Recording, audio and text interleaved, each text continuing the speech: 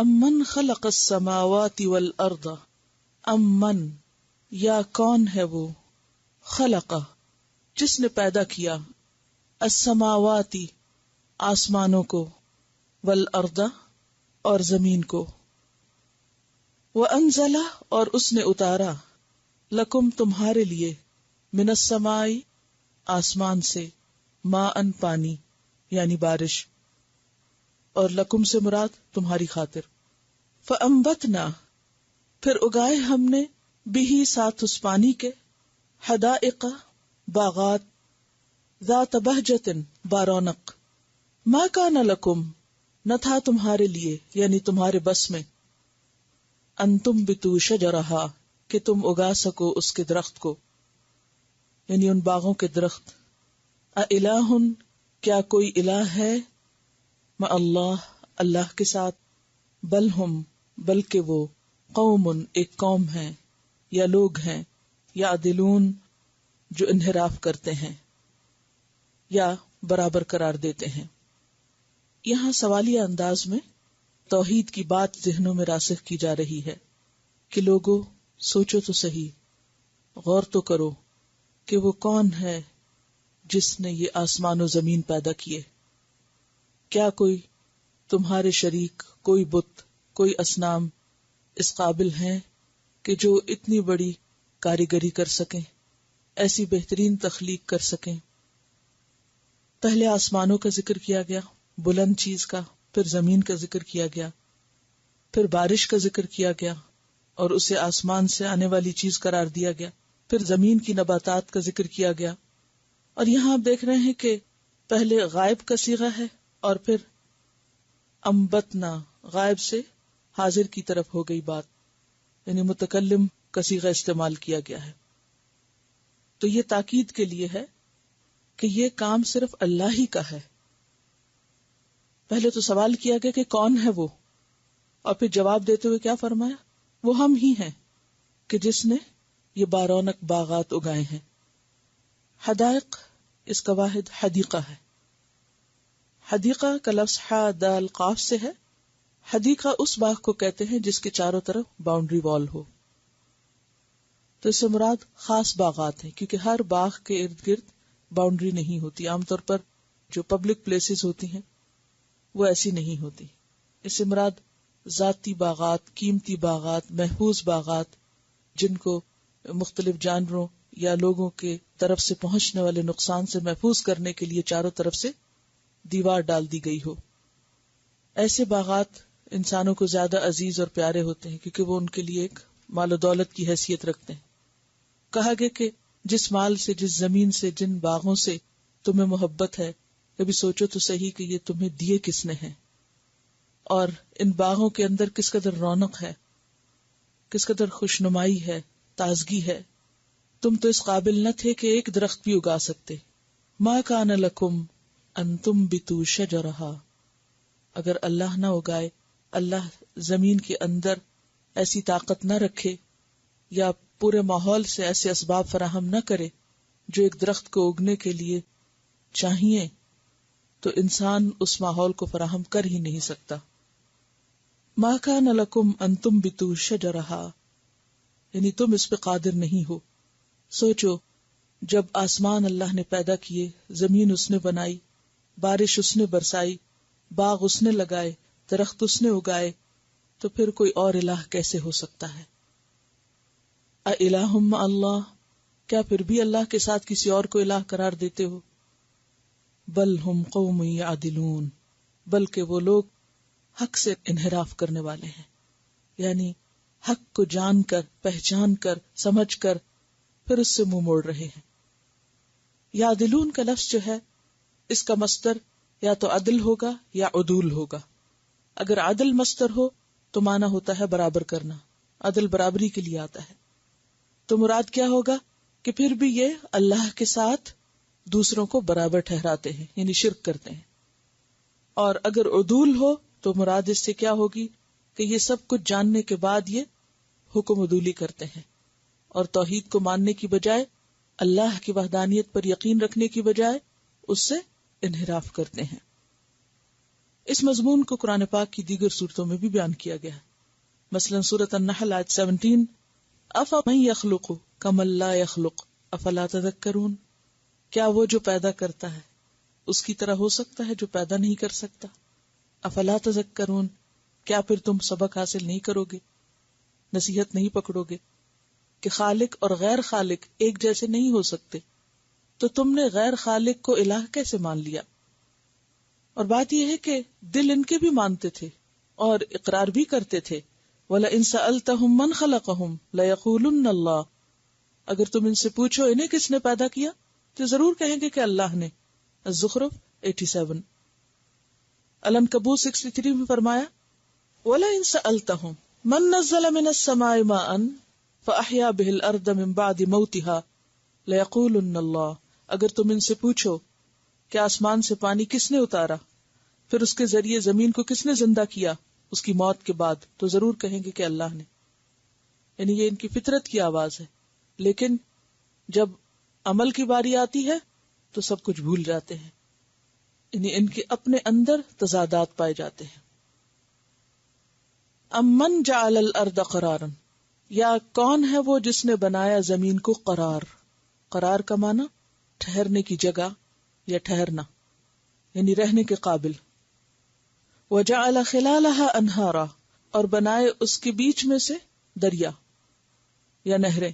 وجعل لها رواسیا، اور بنائے اس کے لیے پہاڑ. وجعل بین البحرین حاجزا، اور بنایا دو سمندروں کے درمیان ایک رکاوٹ کو. اِلٰہٌ مع اللہ، کیا اللہ کے ساتھ کوئی اور الہ بھی ہے؟ بل اکثرهم لا يعلمون، بلکہ ان میں سے اکثر علم نہیں رکھتے. یہاں مزید کچھ دلائل دیے جا رہے ہیں. پہلی بات کہ زمین اگر ٹھہری ہوئی ہے، قرار ہے، تو وہ اسی نے اس کو ایسا بنایا ہے کہ جس پر تم آرام سے رہ سکتے ہو، ٹھہرنے کی جگہ ہے. اگر یہ مستقل ہلتی رہتی تو تم یہاں رہ نہ سکتے. اور پھر صرف زمین نہیں بنائی، بلکہ اس میں تمہاری زندگی کے لیے پانی کا انتظام کیا، اور اس کے بیچوں بیچ پوری زمین پر پانی پھیلا دیا جس پر تمہاری زندگی کا انحصار ہے.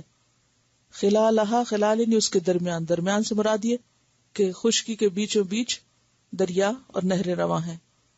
کبھی آپ دور دراز کے علاقوں میں جائیں اور راستے میں جو نہریں آتی ہیں تو یا دریا آتے ہیں تو انسان حیران ہوتا ہے کہ ابھی خشکی تھی اور ابھی پانی آ گیا، اور پھر خشکی آ گئی، اور پھر پہاڑ آ گئے، اور پھر تو یہ ورائٹی اور یہ رنگا رنگی اور تنوع کس نے پیدا کیا؟ کون ہے جس نے یہ ساری تدبیر کی، انتظام کیا اور عملی طور پر تمہیں دکھایا؟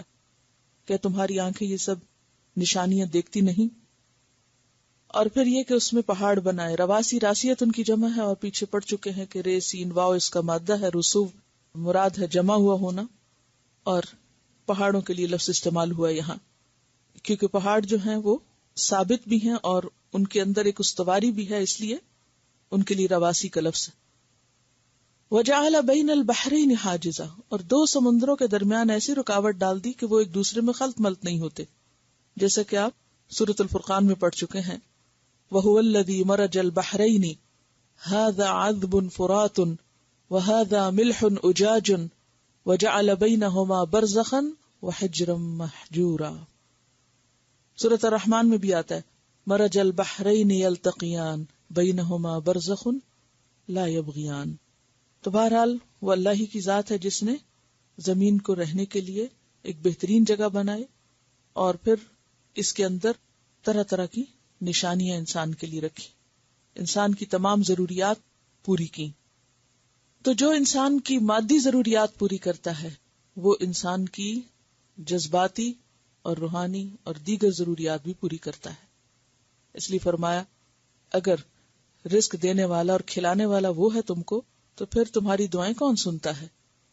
امن یجیب المضطر اذا دعاہ، یا کون ہے جو قبول کرتا ہے یا جواب دیتا ہے بے کس کو، بے بس کو، بے قرار کو، مجبور کو.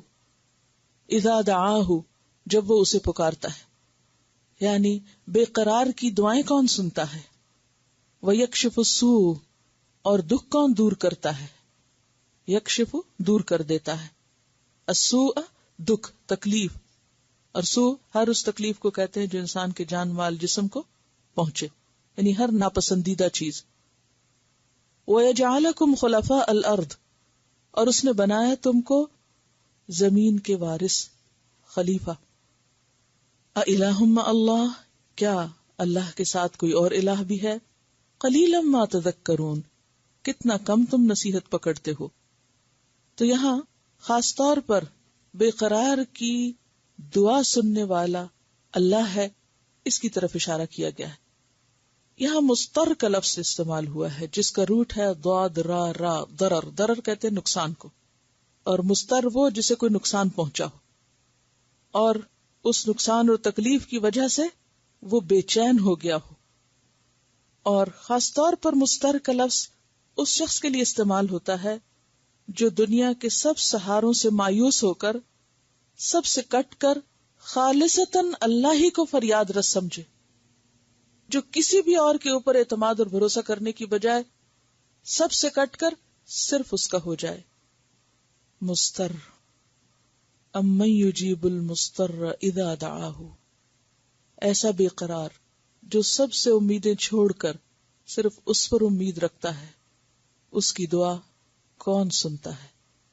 کیونکہ سمندر میں جب یہ سفر کرتے اور موجیں اٹھتی اور کشتیاں غرق ہونے کے قریب پہنچتی تو یہ سارے بتوں کو بھول جاتے اور صرف اللہ ہی کو پکارتے، اور اللہ تعالیٰ ان کی دعائیں سنتا بھی تھا اور انہیں امن سے ٹھکانے تک پہنچاتا بھی تھا۔ فرمایا کہ تم نے اپنی زندگی میں بارہا یہ تجربہ کیا ہے کہ جب تم ایسی مصیبت میں گھرے کہ جب کوئی اور تمہاری مدد کے قابل ہی نہ تھا، کر ہی نہیں سکتا تھا، جب تمہارے سارے اسباب ختم ہو گئے، ساری رسیاں کٹ گئیں، تو تم نے اسی کو پکارا اور پھر دیکھو کس طرح اس نے تمہاری دعا سنی۔ تم جانتے ہو اچھی طرح، کیونکہ وہ ایسا وقت ہوتا ہے نا کہ جب انسان کی فطرت کے اوپر پڑے ہوئے سارے اندھیرے اترتے ہیں اور خوف کے ساتھ وہ پردے پھٹتے ہیں جہالت کے، اور انسان حقیقت دیکھنے کے قابل ہوتا ہے، اور پھر اس کے بعد جب اس مشکل سے نکلتا ہے تو دوبارہ پھر اسی کیفیت میں چلا جاتا ہے جس میں پہلے تھا۔ تو اس خاص کیفیت کو یاد کرا کے کہا جا رہا ہے کہ اس وقت بھی تو تم اللہ کو پکارتے، تو پھر اپنے اچھے حالات میں اور عام دنوں میں تم اسی کو کیوں نہیں پکارتے؟ اور جو بے قرار اور مجبور ہوتا ہے اللہ تعالیٰ اس کی دعا رد نہیں کرتا، خاص طور پر مظلوم کی۔ حدیث میں آتا ہے کہ مظلوم کی دعا میں کبھی رد نہ کروں گا اگرچہ وہ کسی کافر کے منہ سے نکلی ہو۔ یعنی مظلوم اگر کوئی کافر بھی ہو اور وہ اللہ کو پکارے تو اللہ تعالیٰ اس کی بھی دعا سنتا ہے۔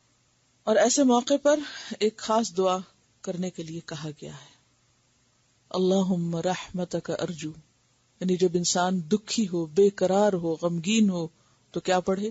اللہم رحمتک ارجو فلا تکلنی الی نفسی طرفت عین واصلح لی شأنی کلہ لا الہ الا انت۔ اللہم رحمتک ارجو، اے اللہ میں تیری رحمت کی امید رکھتا ہوں، فلا تکلنی الی نفسی طرفت عین، اللہ تو مجھے میرے نفس کے حوالے ایک لمحے کے لیے بھی نہ کرنا، وَأَصْلِحْ لِي شَأْنِي كُلَّهُ، اور میرے سارے حالات درست کر دے، لا الہ الا انت، تیرے سوا کوئی الہ نہیں۔ یعنی جب انسان انسانوں کو چھوڑ کر، دوسروں کو، غیروں کو چھوڑ کر صرف اللہ کو خالص ہو کے پکارتا ہے اور صرف اللہ کی رحمت کی فریاد کرتا ہے تو اللہ تعالیٰ ضرور اس کی دعا سنتا ہے۔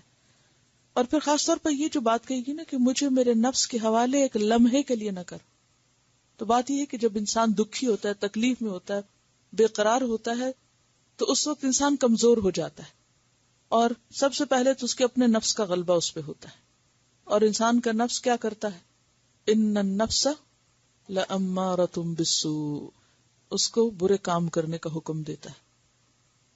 اب مثلاً آپ اچھے بھلے نماز روزہ سب کچھ کر رہے ہوتے ہیں، ذکر اذکار پڑھنا پڑھانا سب اچھے اچھے کام کر رہے ہوتے ہیں، اتنے میں کوئی ایک کام مرضی کے خلاف ہو جاتا ہے، آپ غصے کا شکار ہوتے ہیں یا آپ کسی عجیب جذباتی ہیجان کا یا بے قراری کا، تو اب آپ کا دل نہیں لگ رہا، نہ قرآن پڑھنے میں دل لگ رہا ہے، نہ نماز پڑھنے کو دل چاہ رہا ہے، موڈ غالب آیا ہوا ہے، اور آپ کیا کرتے ہیں؟ اٹھاتے ہیں ریموٹ کنٹرول اور جا کے ٹیلی ویژن کے آگے بیٹھ جاتے ہیں اور صرف اس کو فلپ کرتے رہتے ہیں۔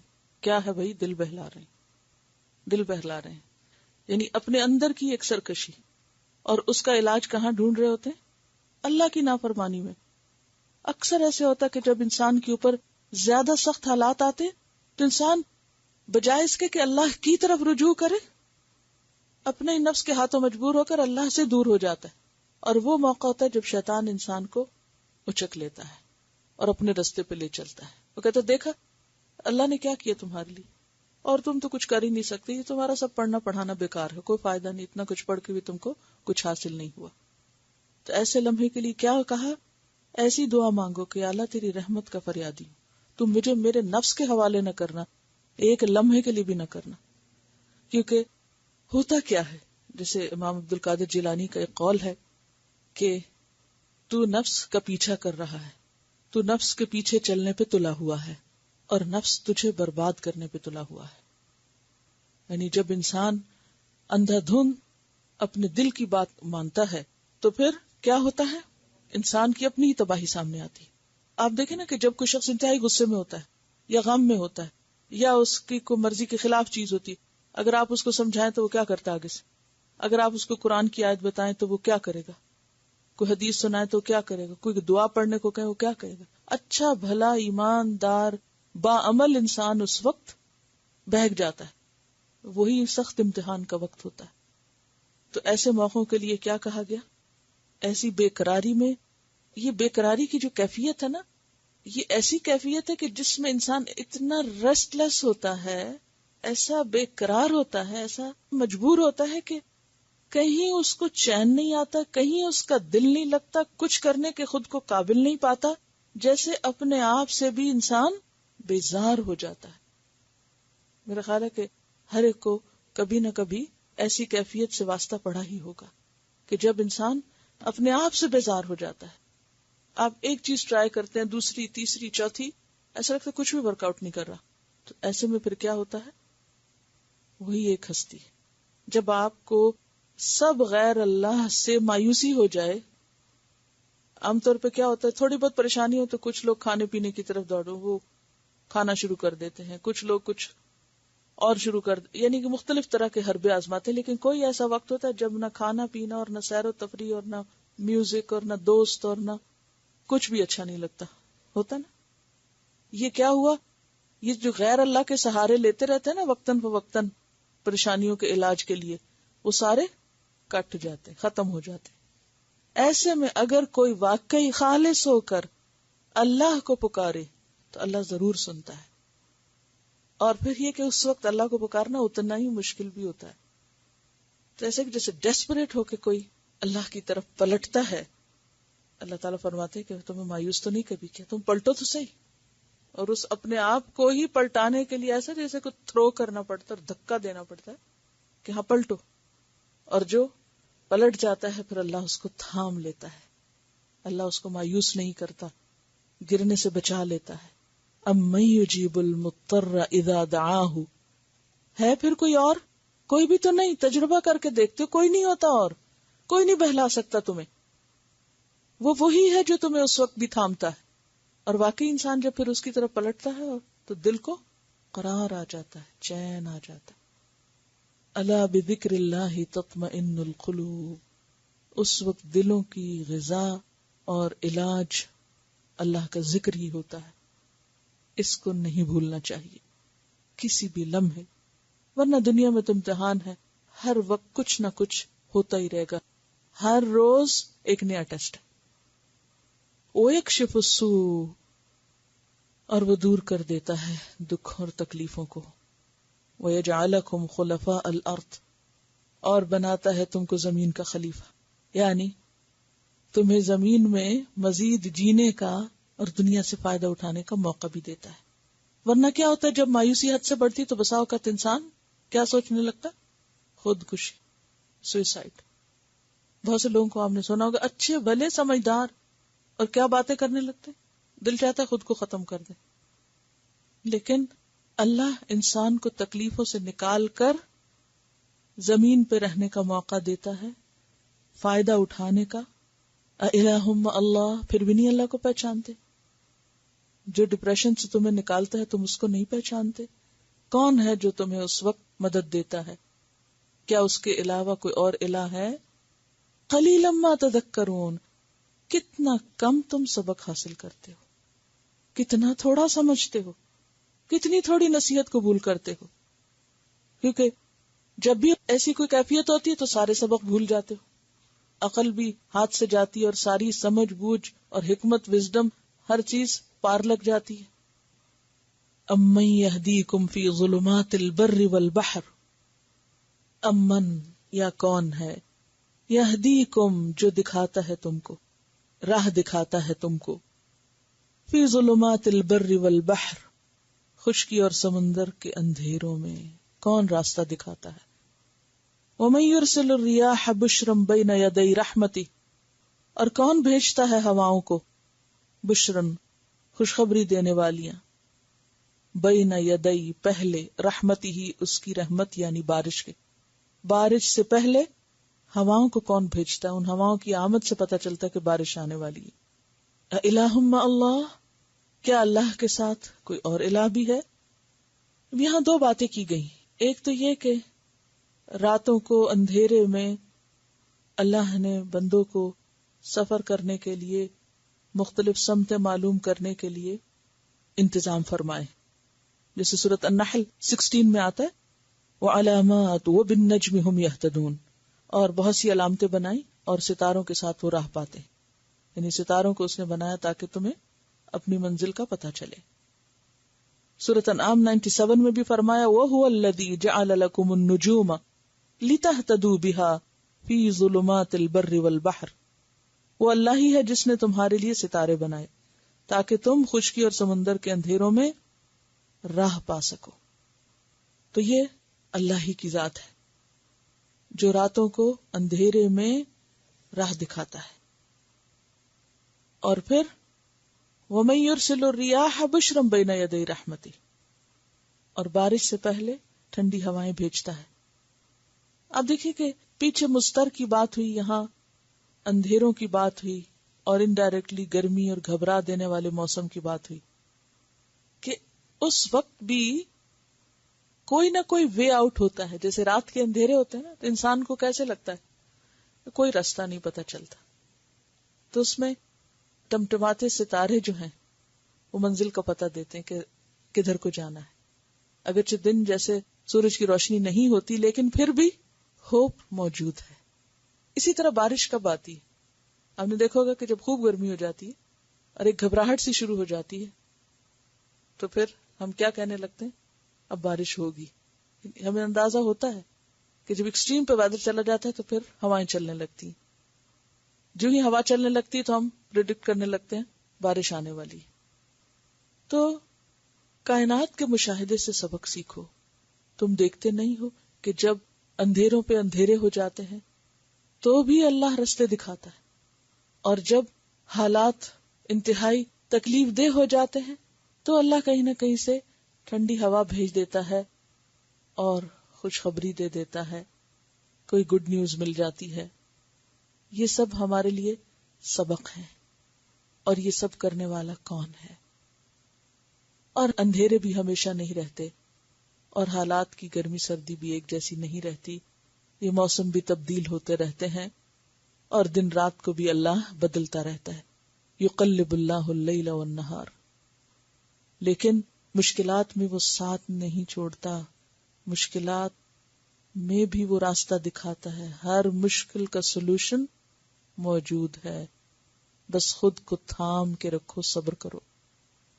اور اگر نہیں صبر کرتے اور اس سے منہ موڑ جاتے ہو، منہ پھیر جاتے ہو، اس پر سے اعتماد چھوڑ دیتے ہو، تو پھر کون ہے اور جو تمہارے لیے کچھ کرے گا؟ الہ مع اللہ، اس چھوڑ کے کہیں اور جانا ہے کوئی؟ ہے کوئی یہ جو تمہیں یہ سب دے گا؟ کوئی بھی تو نہیں.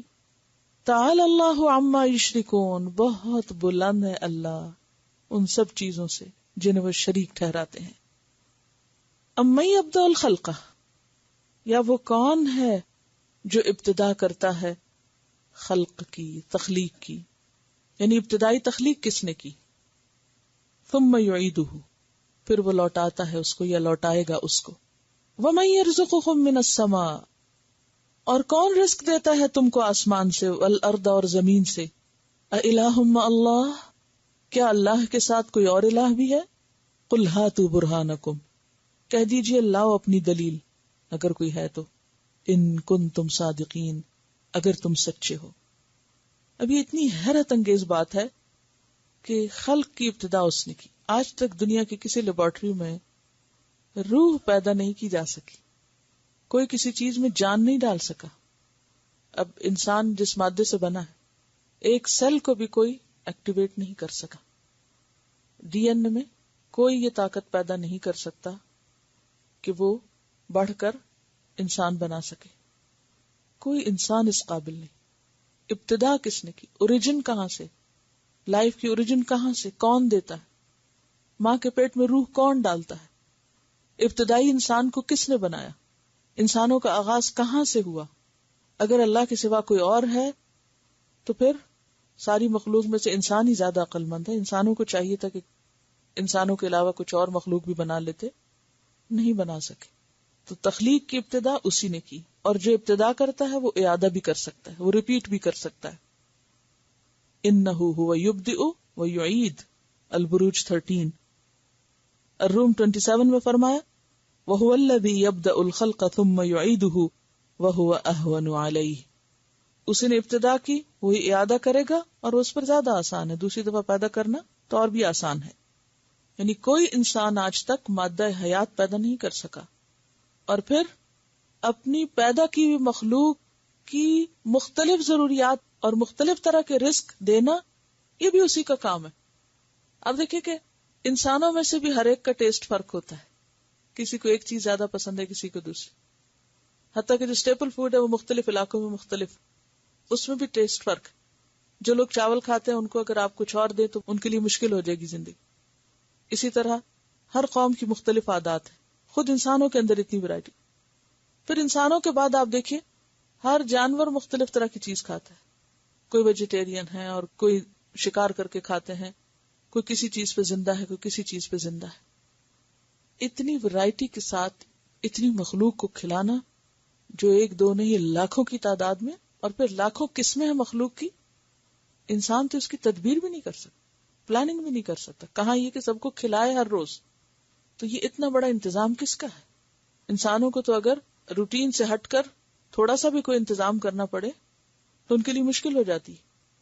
لیکن کون ہے وہ جو تمہیں آسمان سے بھی کھلا رہا ہے اور زمین سے بھی کھلا رہا ہے؟ اِلٰہٌ مع اللہ، کیا اللہ کے علاوہ کوئی اور ہے؟ اگر ہے تو پھر دلیل سے بات کرو، آباء و اجداد کی تقلید میں نہیں، وہم و گمان سے نہیں۔